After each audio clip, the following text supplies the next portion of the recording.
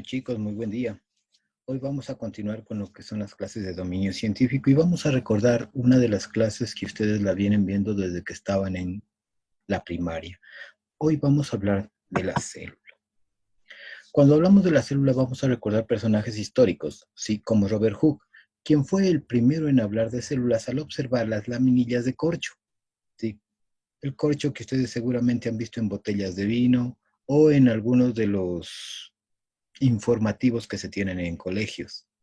En 1674, Anthony van Leeuwenhoek fue el primero en observar pequeñas partículas que se movían dentro de una gota de agua, utilizando un microscopio rudimentario que parece una pala, ¿verdad? Imagínense que desde 1674 hasta 1831 los avances que se dieron en lo que es la teoría celular fueron muy pocos. Apenas en 1831 Robert Brown no descubre realmente el núcleo. Lo que pasa es que cuando él ve al microscopio, ya con los avances que se habían dado, ¿sí? Logra descubrir una parte oscura en la mitad de una célula vegetal y le nombra como núcleo. En 1839 y en 1838 es donde ocurre el mayor auge de lo que es la historia de la teoría celular. Jonas Purkinje, ¿sí? Le denomina protoplasma a todo lo que recubría ese núcleo oscuro que había descubierto Robert Brown y veía que eso no se salía, ¿sí? Se encontraba ahí estático, es decir, tenía algo que le rodeaba, lo que ahora conocemos como la famosa membrana plasmática. Matthias Scheiden y Friedrich Schau, ¿sí? Fueron quienes comenzaron con todo lo que es la teoría celular, hablando de los principios de la célula, y terminando en 1855 con Rudolf Virchow, quien habla que toda célula proviene de otra célula, comienza a ver la reproducción celular. Para entender de mejor manera lo que es esto de la teoría celular, vamos a ver este pequeño video.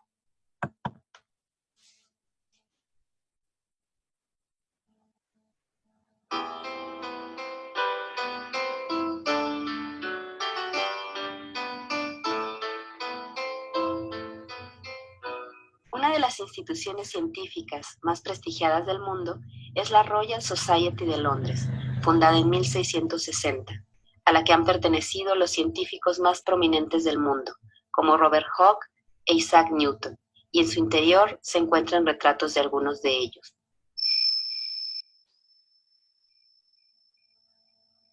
En cierta ocasión, durante la noche, en uno de los pasillos se escucharon murmullos provenientes de los retratos de tres grandes científicos del siglo XIX, Matthias Schleiden, Theodor Schwann y Rudolf Virchow, quienes conversaban sobre los postulados de la teoría celular que a continuación escucharás. Theodor, ¿te acuerdas cuando cenamos en Berlín en 1838 y te platiqué que después de observar al microscopio una gran variedad de tejidos vegetales, encontré que todos ellos estaban formados por unas estructuras similares? Sí, Matías, como buen botánico que eres, yo te comenté que había visto algo similar en tejidos embrionarios y cuerda dorsal de renacuajos. ¿Y cuál fue nuestra sorpresa al darnos cuenta de las coincidencias que había entre las observaciones que hicimos en tejidos animales y vegetales? Y para corroborarlo, me invitaste esa misma noche a tu laboratorio en el Instituto Anatómico de Berlín para que observara tus preparaciones. Y no pudiste disimular tu asombro al ver que eran muy parecidas a las estructuras que habías visto en vegetales. ¿Recuerdas todas las discusiones que tuvimos para ponernos de acuerdo y llegar a las generalizaciones de nuestras observaciones? ¿Cómo podía olvidarlas si gracias a ellos logramos llegar a las conclusiones que años más tarde cambiarían el rumbo de la biología? ¡Ey! ¿Se refieren a la teoría celular? ¡Por supuesto! Nosotros somos los creadores de la teoría celular. ¿Y tú? ¿Quién eres? Yo soy Rudolf Virchow, médico patólogo, y están equivocados porque yo también contribuí aportando los resultados de mis observaciones hechas al microscopio en tejidos humanos enfermos, en los cuales vi cómo las células nuevas provenían de otra célula preexistente. Nosotros en 1839 concluimos que todos los seres vivos están formados por células. Por lo tanto, son las unidades estructurales de todos los organismos y corresponde al primer postulado de la teoría celular.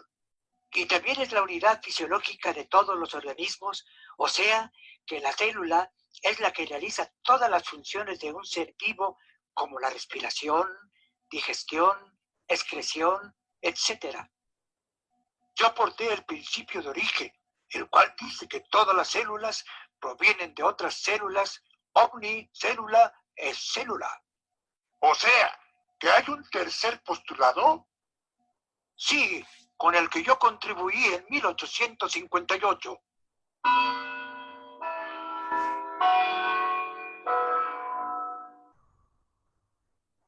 Schleiden y Schwann, que se conocieron en vida, y Birkhoff, de manera independiente, desarrollaron desde distintos campos las bases de la teoría celular y formularon los siguientes 3 postulados. Primer postulado: la célula es la unidad estructural, o sea que todos los seres vivos están formados por células. Segundo postulado: la célula es la unidad fisiológica, es decir, que es la encargada de realizar todas las funciones de un ser vivo. Tercer postulado: la célula es la unidad de origen, por lo tanto, toda célula proviene de otra célula preexistente y semejante a ella. Omnicélula es célula.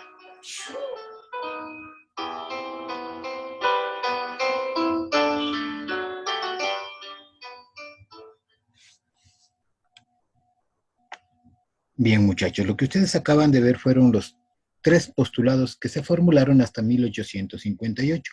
Imaginen que de ahí a la fecha ya se han hecho mayores descubrimientos en lo que es la célula, llegando ahora a tener 4 postulados en realidad. El primero: todos los seres vivos están formados por una o más células, unidad estructural. Segundo, en la célula ocurren las reacciones químicas del metabolismo, es decir, la unidad funcional. Tercero, toda célula proviene de otra célula preexistente, la unidad de origen. Y el último, que ahora se conoce que es la célula, contiene la información genética de los seres vivos, es decir, es la unidad de herencia. Y esto a partir del descubrimiento del mapa genético humano. ¿Ok? Bien. Vamos a ver, cuando les hablan de células, nosotros vamos a hablar de 2 tipos en realidad. La célula eucariota, aquella que contiene núcleo, ¿sí? Y la procariota, aquella que no tiene un núcleo definido y se lo conoce como un nucleoide. El mejor ejemplo para una célula procariota son las bacterias, que se caracterizan porque pueden ser completamente independientes y manejarse o moverse gracias a los flagelos, piles o pelos que poseen y pueden ayudarles a movilizarse. Además, ahora que está en boga, ¿sí?, acerca del coronavirus, el virus no es exactamente una célula completa.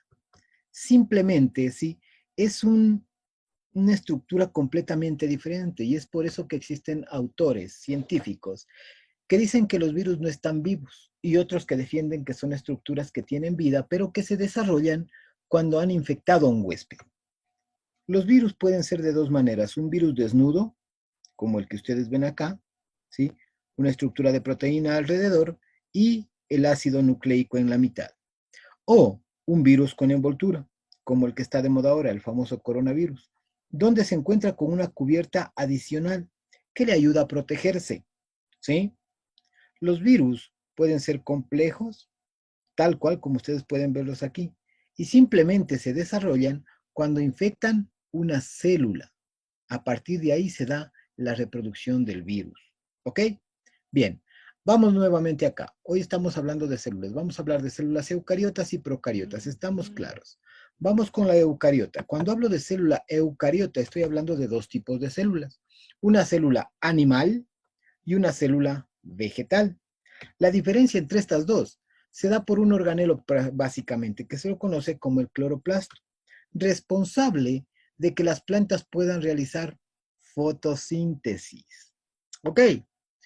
En sus textos, en sus folletos, ustedes van a encontrar una explicación detallada de cada uno de los organelos que tiene una célula.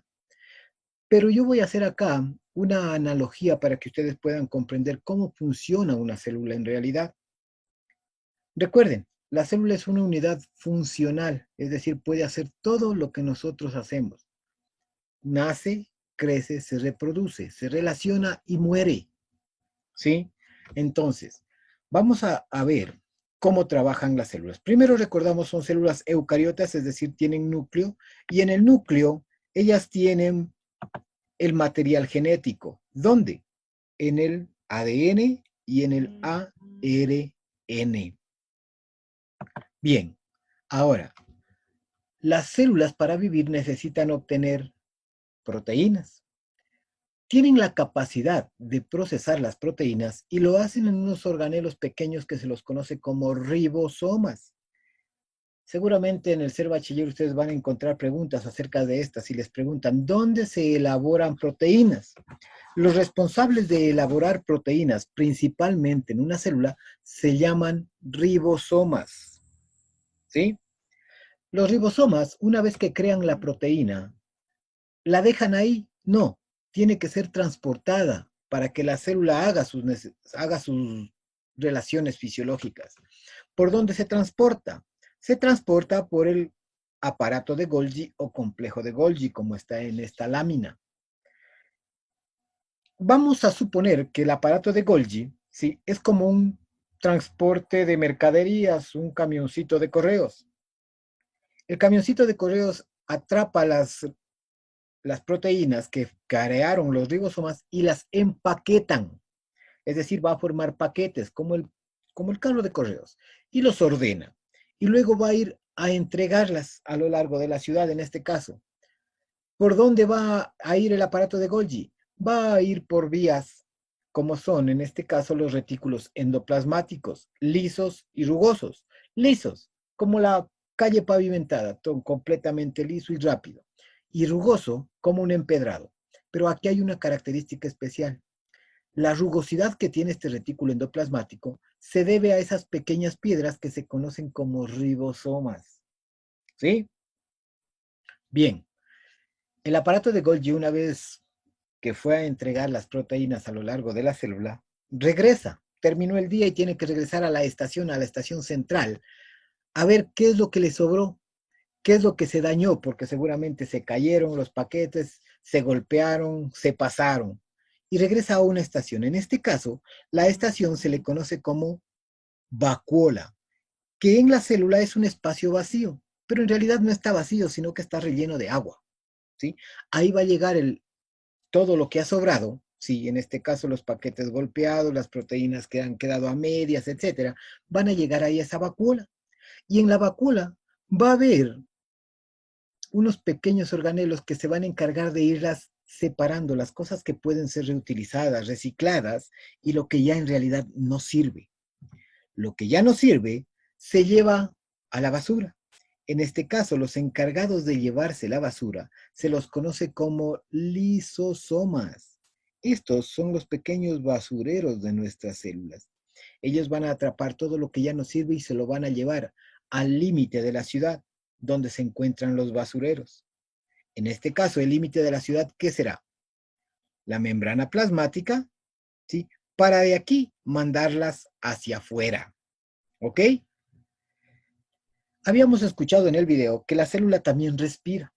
El organismo encargado de lo que es la respiración celular son estas salchichas que ustedes pueden ver aquí, ¿sí?, que se conocen como mitocondrias. Estas son las encargadas de realizar la respiración celular. ¿Ok? Bien, una vez que los lisosomas abandonan las sustancias de desecho en el filo, es decir, en la membrana plasmática, aquí se va a dar un intercambio. Lo que sirve, que está fuera de la membrana, va a ingresar y lo que está dentro de la célula y ya no sirve, va a salir. Este transporte de sustancias a través de la membrana plasmática se puede dar de dos maneras. Se conoce un transporte pasivo. Aquel transporte pasivo es cuando la célula simplemente no hace nada y se da el intercambio de sustancias gracias a una variación de concentración, un delta de concentración, de una parte de mayor concentración a una de menor concentración. Para hacerlo más gráfico, ustedes seguramente han preparado fundas de té, han hecho té en su casa, Ustedes calientan el agüita, ponen el agüita en la taza y después le dan una fundita de té. Usted da la fundita de té, en cuanto la fundita topa el agua caliente, usted puede ver que se disipa rápidamente lo que está en el interior y pinta la taza. Se ha pintado el agua, ha salido de donde está mayor concentración hacia donde hay menos concentración de sustancia. Y usted no ha hecho nada, simplemente colocó la tapa, la bolsita, y no ha pasado nada. Eso es un transporte pasivo. Ahora, cuando hablo del transporte activo, usted debe crear, en este caso la célula, crea una variación de concentración, ya sea utilizando algún tipo de organelo, aumentando la concentración en algunas sustancias para que éstas puedan salir. El transporte activo nosotros lo podemos igual, con la fundita de té. Una vez que usted ya está seguro de que pasó los 5 minutitos y ya salió toda la sustancia, ¿sí? ¿Qué hace con la fundita de té? ¿Simplemente la saca y la bota? No, ¿verdad? ¿Qué es lo que hace? Le aplasta con la cuchara. Es lo mismo que va a hacer este caso la célula. Le va a aplastar para sacar toda esa concentración y utilizar al máximo lo que necesita. Eso es el transporte activo, ¿ok? Ahora, cuando nosotros hablamos de una célula, ¿sí? Y su relación con el medio, nosotros vamos a ver que cuando hay un medio externo hipotónico, ¿sí? Es decir, uno que está muy cargado, ¿sí? De hipotónico significa que tiene muy poca cantidad de sal, por ejemplo. Hipo es menos. ¿Qué va a pasar con la célula? La célula va a tratar de mantenerse grande y esto se conoce como turgencia. Y fíjese en la vacuola, completamente grande en la célula vegetal. Entonces, para la célula vegetal se llama turgencia, mientras que para la célula animal se llama lisis. La célula se ha hinchado. Cuando las células están en un medio externo isotónico, es decir, iso significa igual, normal, las dos van a estar en modo normal. Fíjense aquí, la célula vegetal se encuentra flácida, dicen, tranquila, relajada.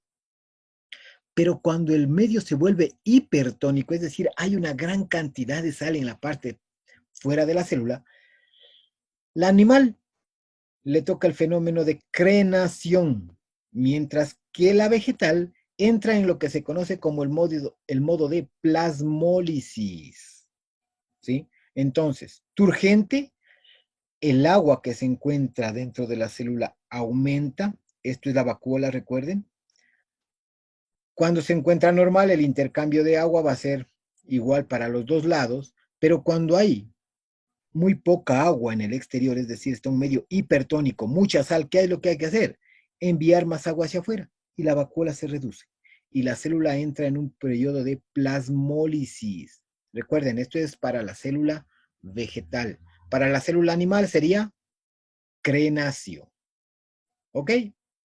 Bien. Ahora, existen organismos unicelulares, es decir, organismos que son una sola célula. Estos son o están formados básicamente por células procariotas, como les había dicho en el principio, lo que son las bacterias, pero también existen organismos unicelulares eucariotas, y estas son las algas, protozoos y algunos tipos de hongos, todos ellos microscópicos, ¿ok? Los seres unicelulares, al unirse, no forman cuerpos pluricelulares. Lo que forman se llaman colonias. Pilas, chicos. Cuando los organismos unicelulares se agrupan, forman colonias. ¿Ok? Bien. Ahora, habíamos dicho que la célula hace todas las funciones que hacen los seres vivos. Es decir, una célula está completamente viva. Nace, crece, se reproduce y muere. ¿Sí? Y mientras nace y crece, se está alimentando, respira, y vamos a ver cómo se reproduce. Todos los organismos vivos utilizan la división celular como mecanismo de reproducción o como mecanismo de crecimiento. Los seres unicelulares hacen la división celular simplemente para reproducir y perpetuar la especie. Se dividen en dos células hijas idénticas, genéticamente iguales y originales. manteniendo siempre el número cromosómico y la identidad de la especie. Simplemente a partir de una célula original madre, se dividen y tengo 2 células hijas. Pero en realidad la reproducción celular a nivel mayor existen 2 tipos. Una reproducción asexual que se da a través de la mitosis, ¿sí? Y esta se da en todas las células corporales. Todas las células somáticas se reproducen por mitosis, por división. En cambio, existe otro tipo de reproducción que es la sexual, que solo se da a través de la meiosis. Meiosis 1, meiosis 2, y solo se da en células sexuales. Gracias a ello, se puede hacer la recombinación genética. Entonces, chicos, cuando hablo de reproducción, voy a hablar de 2 modalidades, una asexual y una sexual. Fíjense aquí, las flores, las plantas, tienen una reproducción con los 2 sistemas reproductores en una sola. En este caso, la flor, el gineceo, que sería el reproductor femenino, estigma, estilo y ovario, y el androceo, el masculino, que está dado en los estambres, que está dado por la antera y el filamento. El polen cae en el estigma, pasa al ovario, se reproduce, se forma la planta, se forma la fruta, y la semilla cae al suelo y nuevamente el ciclo. En organismos más avanzados tenemos un sistema reproductor para los masculinos y el sistema reproductor en el femenino. ¿Ok? Bien, entonces la reproducción celular puede darse en células eucariotas por mitosis o por meiosis. Por mitosis, todas las células somáticas, todo el cuerpo, a partir de una célula madre con una carga genética 2N, por mitosis va a tener 2 células hijas de la misma carga genética, 2N, diploides. Todas las células somáticas se reproducen por mitosis. Cuando hablamos de meiosis, a partir de una célula madre con una carga genética 2N, se producen 4 células hijas que tienen la mitad de carga genética, es decir, solo la mitad de los cromosomas. Células haploides. La mitosis, solo en células sexuales, o también llamadas como células germinales. Para los varones, espermatozoides, ubicados en los testículos, y para las mujeres, óvulos, ubicados en los ovarios. ¿Sí? Entonces, vamos a recordar ahora sí. Cuando hablo de mitosis, vamos a hablar simplemente de la reproducción celular de todos los cuerpos y las células en él. Se da la interfase, la profase, la metafase, la anafase, la telofase. Y al final, cuando ya se completa la división, esto se llama citocinesis. Cuando ya se han dividido las 2 células. Igual carga genética y similares a la madre. Mitosis. Meiosis. A partir de una célula madre, 4 células hijas. 2 seres adultos con carga genética 2N. Células sexuales. Carga de la mitad de espermatozoides. ¿Están vivos? Por supuesto que están vivos. Se da la fecundación, se forma el cigoto. ¿Está vivo? Está vivo. Y comienza a realizar todas las funciones de una célula viva. ¿Sí? ¿Hasta cuándo comienza a hacerse desde aquí hasta acá? Por mitosis, por reproducción asexual. Semejanzas y diferencias, ustedes pueden ver acá, la mitosis tiene las mismas fases, una profase, una metafase, una telofase, y al final, citocinesis. Pero en la meiosis pasa lo mismo, hasta aquí. Cuando llega la división de la citocinesis, aquí no se da nuevamente esta de aquí, que es la duplicación del ADN, haciendo que la célula entre directamente a una metafase y a una anafase final. Por eso salen 4 células hijas que solo tienen la mitad de la carga genética. ¿Sí? Gracias a ellos es que nosotros tenemos diferentes tipos de gametos. Por eso cuando hay la recombinación genética con el padre, ninguno de los hijos es igual, así sean gemelos. Son completamente diferentes. La célula, como les había dicho, hace todo el proceso. Nace, crece, se reproduce y muere. Y fíjense acá, esto es lo que se conoce como el ciclo celular. El ciclo celular arranca aquí. Pasa a un estado G1, luego una fase S donde se da la duplicación de ADN y las proteínas, pasa a G2 donde se prepara la división y los cromosomas comienzan a condensarse. División por mitosis. Recuerden, estamos hablando de un ciclo de la célula somática. Y al final, nuevamente regresa al inicio. Y esto se da todo el tiempo. En la actualidad hay científicos que están hablando de un nuevo estado, el G0. El G0 es cuando la célula deja de dividirse y puede pasar de dos maneras, ¿no es cierto?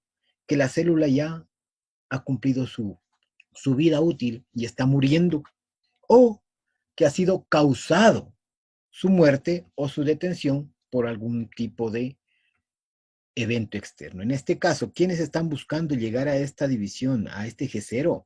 Los científicos que están tratando de detener el cáncer, tratar de evitar de que las células cancerígenas se sigan dividiendo, ¿ok? Y también en lo que es cosmética, para dejar de envejecer, buscar la vida eterna, ¿no es cierto? Tratar de que la célula se mantenga en G0. Ahora les venden cremitas para eso.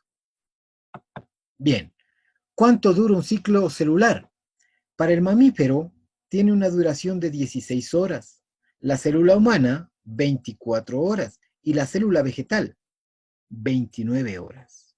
Fíjense, el ciclo de una célula humana es 24 horas, es decir, en 24 horas ustedes tienen células nuevas y gracias a eso es que ustedes crecen todo el tiempo, ¿sí?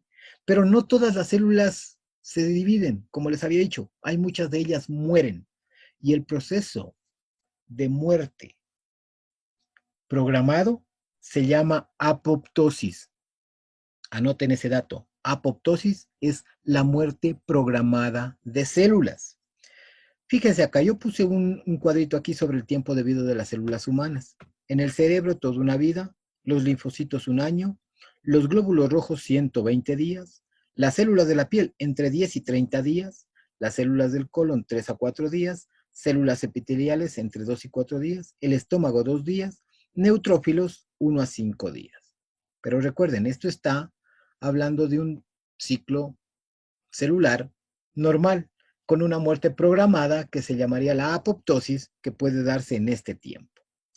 Pero la muerte celular también puede darse por necrosis, es decir, nosotros matamos la célula. ¿Cómo matamos nosotros las células?